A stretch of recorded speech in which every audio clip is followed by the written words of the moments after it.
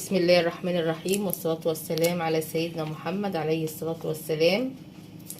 كل سنة وانتم طيبين يا حبايبي، رمضان كريم. كلنا يا رب كده، يا رب كده يجعل أيام رمضان كلها خير وسعادة علينا. وانا بشكر كل حبايبي اللي بيعلقولي والكومنتات الجميلة واللايكات الحلوة بتاعتكم، وبقول للناس الجديدة نورتوني، ويا رب يكون دايما كده قناتي حلوة وتستفيدوا منها ان شاء الله بإذن الله، ويبقى لنا كده ايه عون لبعض ان شاء الله بإذن الله. طبعا انتوا عارفين يا حبايبي موسم التوم، كل سنة وانتم طيبين. فانا بصراحة لما بجيب توم في الوقت ده بيفضى حقيقي. السنة اللي فاتت جبت كمية توم وفضي من ايه، لازم بيقولك استنى شوية لما ينشف، ولما بينشف بصراحة بيبقى غالي شوية. فانا بصراحة جبت ايه 10 كيلو توم، وقلت ايه افرزهم، وبعد كده ابقى اجيب توم تاني بقى احطه في البلكونة ايه لبقية السنة، بحيث ان انا ايه التوم اللي اجيبه في الوقت ده ما احطوش تاني في البلكونة زي السنة اللي فاتت ويفضى مني. فقلت افرزه معاكم. طبعا انا جبت بقى التوم كله بقى بصراحة وقشرته زي ما انتم شايفين كده اهو. طبعا القشر بتاعته بتبقى خفيفه لان هو لسه اخضر، فما بيعملش مجهود، يا دوبك القشره الاولانيه بس تتشال والباقي ايه بيبقى كويس. وهنعمله بقى في الكبه مع بعض كده ايه، نفرزه مع بعض يا حبايبي. التوم بصراحه يعني ايه بصراحه بينفع، وبعد كده بيغلى، وبعدين التفريز ده كمان ايه بيوفر عليكي مجهود بصراحه. يبقى انت مثلا ايه مستعجله عاوز تعملي حاجه بتوم، ولا تقشري ولا تفرمي ولا حاجه، بيبقى مفروم، بيبقى ايه جاهز. طبعا انا جربته السنه اللي فاتت بصراحه كان خطير.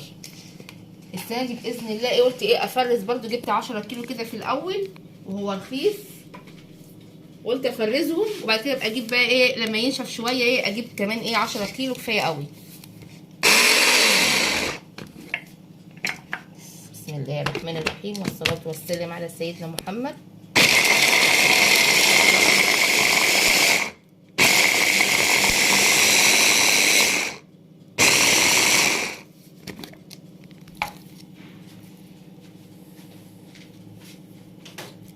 طبعا احنا بس نقلبه كده مع بعض كده عشان ايه كله يبقى ناعم. بسم الله الرحمن الرحيم، والصلاة والسلام على سيدنا محمد.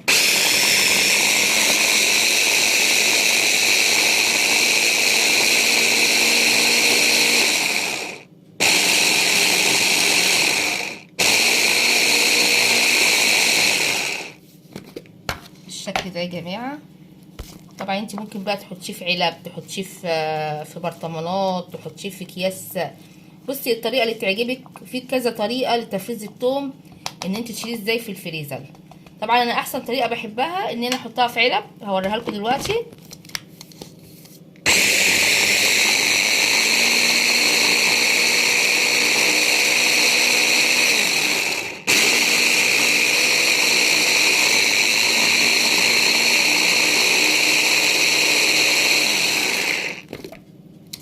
حبايبي بقى ناعم خالص كده، يعني ايه على قد ما تقدري تنعميه. طبعا دي كبه والسكينه بتاعتها حاميه جدا فبتخليه ايه مهروس خالص. انا بحبه بصراحه ناعم خالص عشان ما بحبش الثوم ولا البصل يبانوا في الاكل، عشان طبعا الاولاد ما بيحبوش الثوم والبصل يبقى باينين في الاكل، فعلى قد ما بقدر بنعمهم.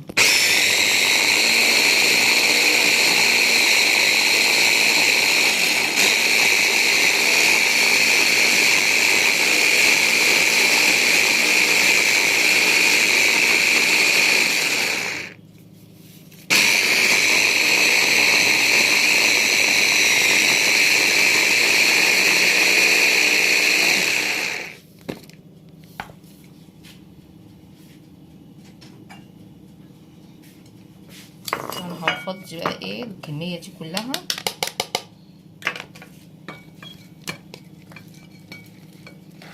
بصوا حبايبي بقى ازاي عامل زي المعجون. ده بيسهل عليكي بقى ايه في المطبخ، ايه اللي انت لو عاوزه بقى طوم على طول كده هو وما عندكيش وقت، بتروحي مطلعه في الفريزر. والله فاضيه وقاعده بقى فصصي اللي احنا ايه هنشيله في البلكونه. طبعا انا دلوقتي ايه يعني ايه عملت كميه حلوه قوي من الثوم، طبعا دول 10 كيلو ما شاء الله، يعني بعمل منهم من بدري، عماله افصص واجهز. وانتوا شايفين كده هو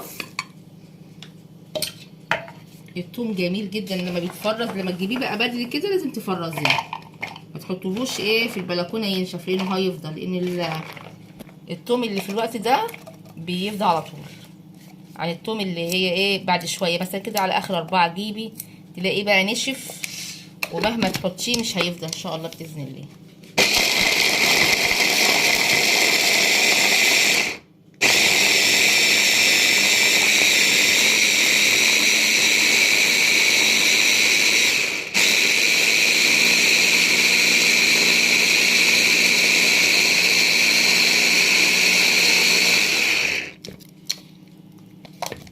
شايفين كده ايه التوم جميل، الريحه بقى توم طبعا.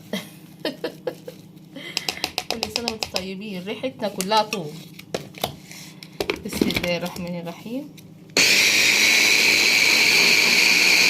بصوا يا حبايبي، عملنا التوم كده، حطيناه في كيس وايه، وعملناه بالسكينه مربعات.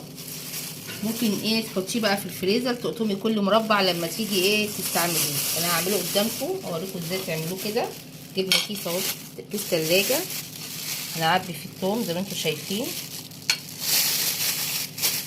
طريقه جميله جدا برضو، وبحيث انت تاخدي ايه قطعه من الثوم، فايه ما تطلعيش العلبه كلها. مثلا لو كنت مش عاوزه يعني ثوم كتير، تاخدي قطعه واحده بس من الثوم. بصوا يا حبايبي بتعملوه كده، تحطي الثوم اهو في قلب الكيس. فبنعمله بقى كده بايدينا كده كده، بنوزعه على الكيس كله. بصوا يا حبايبي كده كده كده.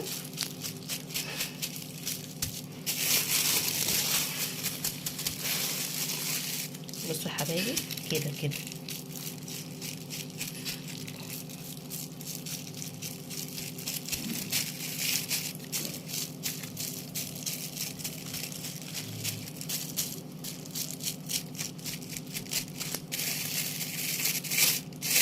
في الكيس كده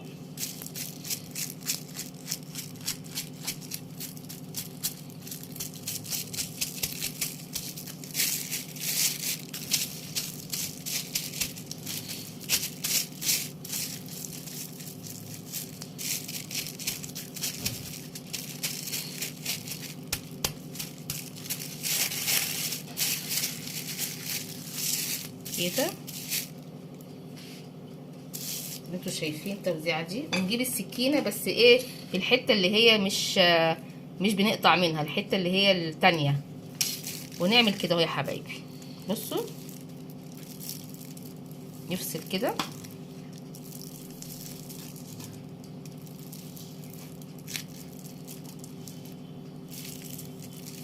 كده، ايه فوق كده، نسوي فوق كده، نفصل برضو حته كده فوق. بصوا بقت مربعات ازاي.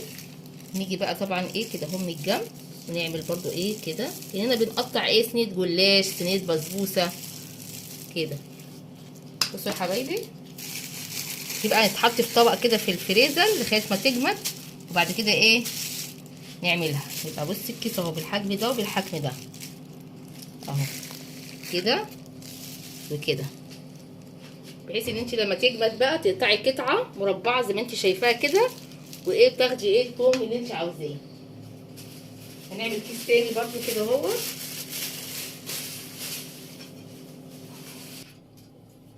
بصوا يا حبايبي، عملنا الاكياس زي ما انتم شايفين كده مربعات، تحطيها في التلاجة. وايه كل مربع عاوزه مثلا توم تروحي ايه عامله مربع زي ما انتم شايفين كده.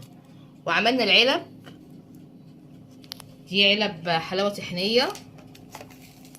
بصوا دي برضو مليتها كذا علبه هي عملتها. وعلب القشطه برضو نفس الحكايه. فانتي يعني استغلي اي حاجه عندك وايه، واعملي ايه التوم زي ما انتم شايفين كده. هو علب واكياس مكعبات، يعني تفريز زي ما انتم شايفين. تحط في الفريزر، عاوزه مكعب تقطعي المكعب وتعملي الاكل اللي انت عاوزاه. طبعا احنا في ظل بقى ان احنا كده توم كده كل، والكبه فيها توم، فجبنا فلفل الوان زي ما انتم شايفين، فلفل الوان. وقلنا بقى نعمله مكان التوم كده عشان نخلي البتنجان جنب الباميه، البتنجان جنب اي حاجه بصراحه بيمشي اهو. طبعا احنا مش هيفوتنا بقى ان احنا نعمل شويه دقه كده للبتنجان، طالما الدنيا توم كده النهارده. طبعا عشان التوم بقى مكان الكبه.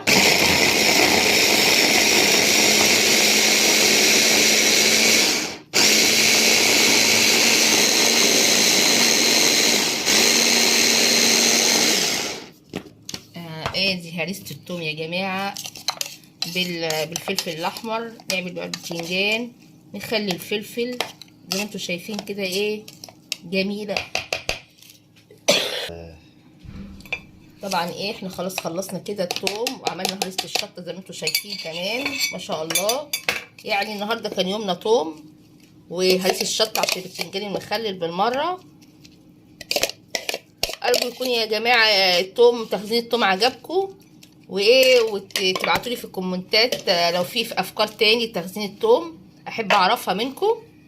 وتشوفوا بقى التخزين كده، وكان عاجبكم كده تبعتوا له كلام جميل كده وما تنسوش اللايك. يعني تتفرجي على الفيديو والهريسه الجميله دي تحط اللايك على طول. رمضان كريم، الله اكرم، والسلام عليكم ورحمه الله وبركاته.